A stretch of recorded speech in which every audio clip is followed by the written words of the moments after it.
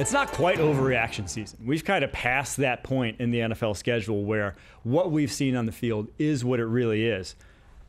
But we may be overreacting to what we saw this past week. So, overreaction or reality, we will have, after Robert Saleh broke the seal on the head coaching firings, we'll have another head coaching firing in October. A little October surprise for you. I don't think any of the guys that you would imagine when asked this question are going to get fired before the end of the season. I think that they all should be fired, in my opinion. But and when I say they, I'm talking about Stefanski, I'm talking about Pederson, I'm talking about McCarthy, and I'm talking about my paisan up in Philadelphia, Nick Sirianni. I think they all need the boot. And, I mean, Stefanski's not even pulling the strings in Cleveland.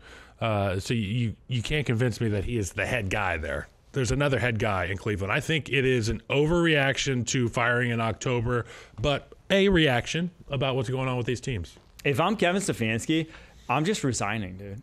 Get out of there. Why would you want what's going on there? Why do you want to be a part of that? Why do you want your name to be associated with the tragedy that is going on to the Cleveland Browns fan base? It's horrible. I cannot think of a fan base that I feel worse for because they didn't ask for this.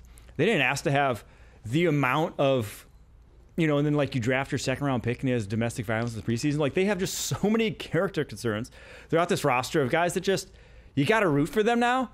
Nah, I don't want to. If I'm a Browns fan, Browns fans should take a hiatus. Yeah. They should just go watch the Columbus Jackets. Is that the closest team to the Columbus Jackets? That's a hockey team, Jackets, right? Yeah. Go watch some hockey, man. They got a basketball team there in Cleveland, though. Put your emotions on ice. I don't think the Cavaliers are any good, though, right? I will say this. It would not surprise me if we saw Pederson go if they just keep Yeah, that's the one where it could be.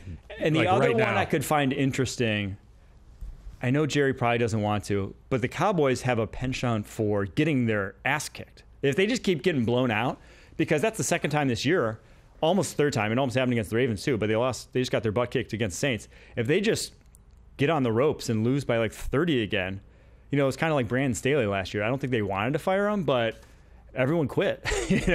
When everyone quits on you, then I think it's time. You got to get new blood. So I do agree that I think the one coach I could see surviving this, I mean, Stefanski could survive it. Yes. Definitely should survive it. Just, does he want to survive it? It ain't his fault. The other guys, I have questions. Sirianni, I could see surviving just because it built up sweat equity there. They still could make their way to the playoffs because this is a really good roster. But, man, he ain't doing himself any favors on a week-in, week-out basis. Yeah, you got to understand. You got to understand your fan base, and there's certain guys you can bark at, and there's certain people you can't bark at. And your home fans, after a win to the Browns in a close game, is not exactly where you want to do that. All right, overreaction or reality. Either the Packers or the Bears will overtake the Vikings to win the NFC North. I did notice there's one team also precariously left off. It's a strange omission here, but the Vikings are top dog. So that's the Packers and the Bears. Your third and fourth place tied for third place teams there in the NFC North. You know what? I think if there's a team primed to take that next step, it is the Packers right now. Obviously, Jordan Love is getting better and better. He is a great quarterback. I'm not going to sit here as a Bears homer and not give flowers to the Green Bay Packers, but I also could totally see the Chicago Bears. And that's the thing about this division. I could see any of these teams on any given Sunday having an awesome football game, and there's a lot of good ball going on in the NFC North. I think it would be tough, but you have Vikings written here. It's the Lions I'm concerned with. The Lions can make you look human. I think it's a reality. I think the Packers take the North. I do.